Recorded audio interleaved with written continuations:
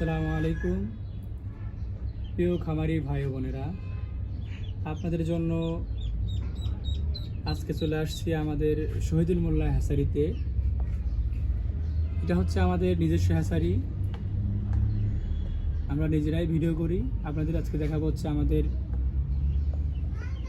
যে ভেড়ে ডিম দেওয়া আছে, আমাদের দেখাবো। এটা হচ্ছে দিয়েছে হচ্ছে 3 দিন আগে ভেড়ে নিয়ে আসছি, 20 দিন বেশি ছিল। দেখেন আপনারা ডিমগুলো এক সাইজের ডিম, সবগুলো দেখেন, সবগুলো এক সাইজের ডিম, এখানে ছোট বড় ডিম নাই। সেজন্য আমি প্রতি ভিডিওতেই বলি যে আমরা এই গেটের বাচ্চা উঠাই, বি গেটের বাচ্চা উঠাই না। তার প্রমাণ হচ্ছে দেখেন, এখানে সবগুলো ডিমই হচ্ছে এক সাইজের ডিম, এখানে ছোট বড় ডিম নাই। দেখেন আপনারা, একদমই ছোট বড় ডিম নাই।